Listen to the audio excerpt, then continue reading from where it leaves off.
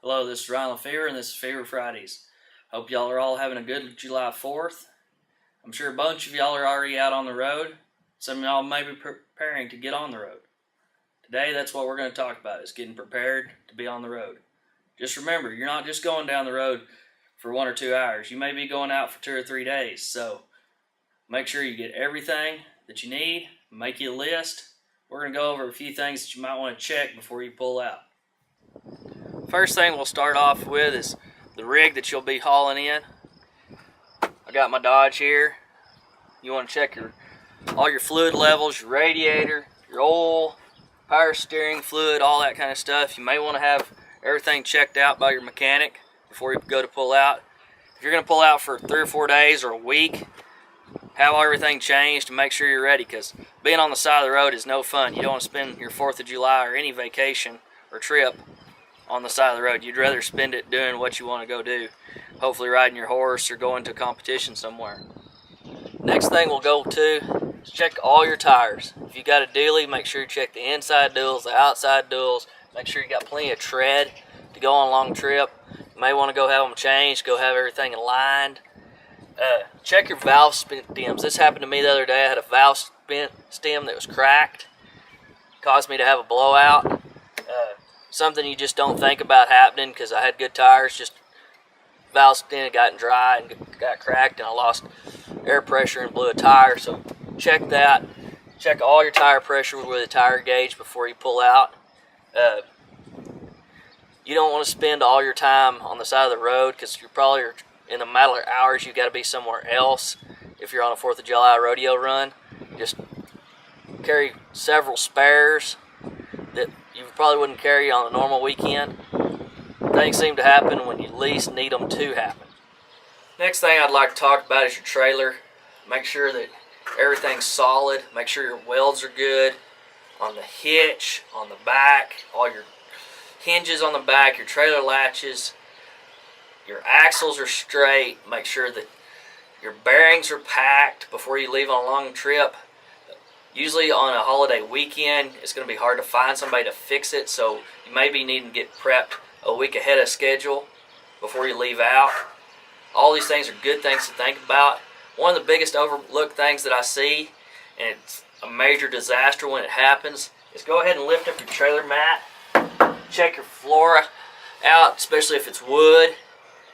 Get underneath the trailer, look at it, make sure you don't have any cracked boards or anything that's about to go wrong. Really check it out. You're talking about a 1,000-pound horse or more standing on top of this floor. You want it to be good. So pull up your trailer mats, check it out, make sure, because you do not want that horse going through that floor. You'll spend a lot of time at the vet, and you may have to put down your horse if that happens. Next point I'd like to make is check your horse out. Make sure that your shoes, everything is good and tight before you leave out. If you need to have him shod before, make sure you've got that appointment made.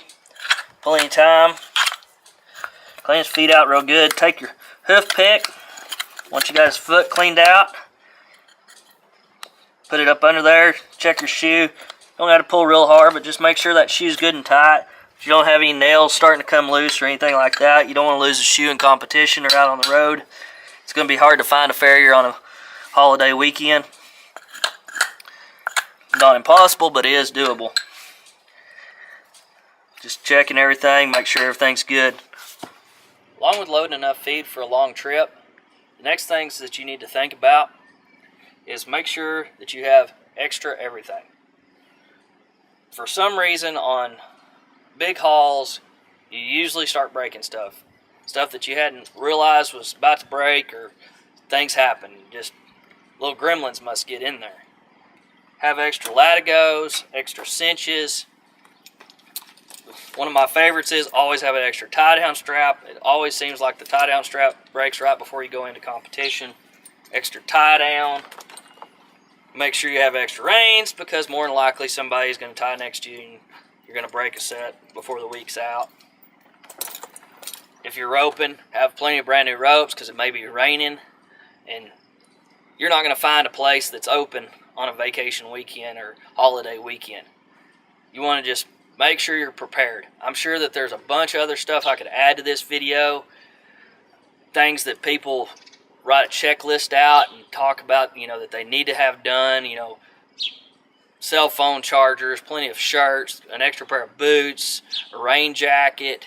There's many things that you need to get ready when you go on a long trip with your horses, and just extra consideration when you're hauling animals. Every year there's 20,000 accidents that happen hauling a trailer with a recreational vehicle.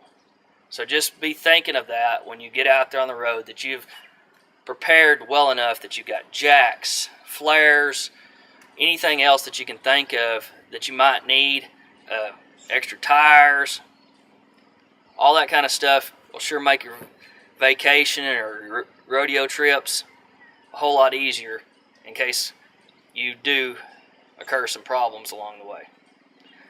As always, this is Ryan Lefevre, and this is Fever Fridays, and I appreciate y'all for joining in. Have a good July 4th.